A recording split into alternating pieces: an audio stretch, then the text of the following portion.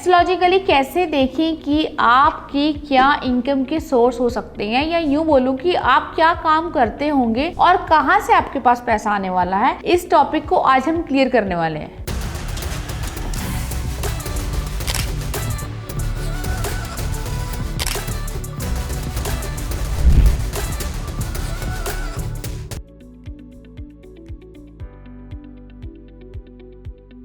नमस्कार, मेरा नाम है मोना सचदेवा और स्वागत करती हूँ आपका सरल वैदिक में। पिछली वीडियो में हमने पढ़ा राशियां, 12 घर, उनके इम्पैक्ट। लेकिन आज की वीडियो हम ये पढ़ने वाले हैं कि कौन सा आपका पैसे का घर होता है। अगर कोई प्लेनेट आपका वहां पर नहीं भी है तो हम कैसे पता करेंगे कि उसका लॉर्ड कौन होता है और वो कौन से घर में बैठ के आपको पैसे का बेनिफिट दे सकता है। आपको यहाँ पे एक चार्ट दिख रहा है, ये कालपुरुष की कुंडली का चार्ट है। अपना लगन चार्ट आपने खोलना है। आप यहाँ देखिए कि 1 नंबर की राशि फर्स्ट हाउस में है, तो यहाँ दूसरे घर में आपको कोई भी प्लेनेट नहीं दिख रहा। अब कोई प्लेनेट अगर आपका सेकंड हाउस में नहीं है तो आप ये नहीं बोलेंगे कि ये बंदे के पास पैसा ही नहीं आएगा। 2 नंबर की राशि आपको दूसरे घर में दिख रही है। अब 2 नंबर का लॉर्ड क्या होता है, चलिए इसके बारे में बात करते हैं कि कौन सी राशि कौन से प्लेनेट को दी गई है। यहाँ आपको एक चार्ट दिख रहा है, आपको समझ में आ रहा है कि मेष, जो मंगल है वो मेष राशि का भी राजा है और स्कॉर्पियो का भी राजा है। जो हमारा शुक्र महाराज है वो तुला के भी है और वृषभ राशि की भी है। ऐसे ये चार्ट आपको दिख रहा है। अब यहाँ से आपको देखना है कि आपके दूसरे घर में कौन सी राशि है। अब दूसरे घर में यहाँ पे 2 नंबर राशि है और इस चार्ट में जाके देखिए कि 2 नंबर की राशि का लॉर्ड कौन है। जी हाँ, शुक्र है। और शुक्र इस चार्ट में कहाँ स्थापित है, शुक्र कहाँ बैठा हुआ है, 5वें घर में। अगर हम प्रेडिक्शन करने वाले हैं कि आपको पैसा कहाँ से आएगा, तो इस पर्सन के पास पैसा एजुकेशन से आ सकता है, एजुकेशन कोई काम कर सकता है। अब हमने कवर किया था कि 5वां घर आपके बच्चों का भी होता है, तो इसके बच्चे इनको कोई बिजनेस खोल के दे। अब आपने देखा कि यहाँ पे 2 नंबर की राशि दूसरे घर में है और मैंने आपको बताया था कि दूसरे घर से हम वेल्थ देखते हैं, पैसा देखते हैं, हमारा पुश्तैनी पैसा देखते हैं। लेकिन अगर आपका यहाँ कोई प्लेनेट नहीं है तब आप कैसे देखेंगे कि जो दूसरे का लॉर्ड है। लॉर्ड मैंने आपको बताया कि 2 नंबर की राशि कौन से प्लेनेट को दी गई है। तो इस चार्ट को आप फॉलो करेंगे। 2 नंबर की राशि जो होती है वो शुक्र की होती है, वृषभ राशि। तो शुक्र कहाँ बैठा हुआ है, शुक्र 5वें घर में बैठा हुआ है और इसकी सेकंड राशि कहाँ है, सेकंड राशि इसकी 7वें घर में है। हो सकता है इस पर्सन का कोई बिजनेस हो, पार्टनरशिप में बिजनेस करता हो, या हस्बैंड और वाइफ दोनों मिलकर ही कोई काम कर सकते हैं। अगर हम लॉर्ड की बात करें तो 5वें घर में एजुकेशन का है। क्या पता ये पर्सन टीचिंग करता हो, एजुकेशन का काम हो, कोई कोचिंग सेंटर हो। तो इस हिसाब से हम देखते हैं कि आपका घर में जो आपका लॉर्ड बैठा है या प्लेनेट बैठा है या उसकी राशियां फिर कहाँ बैठी हैं। अब आपने इसमें देखना है दूसरा घर और 11वां घर, क्योंकि दोनों ही घर ही ऐसे हैं जो हमारी पैसे की जो हमारी विश है उसको फुलफिल करते हैं। एक और एग्जांपल समझते हैं कि आप देखिए कि यहाँ दूसरे घर में शनि बैठा हुआ है। अगर शनि, आप देखिए कि शनि की राशियां कौन कौन सी हैं। शनि की राशि है 11वीं और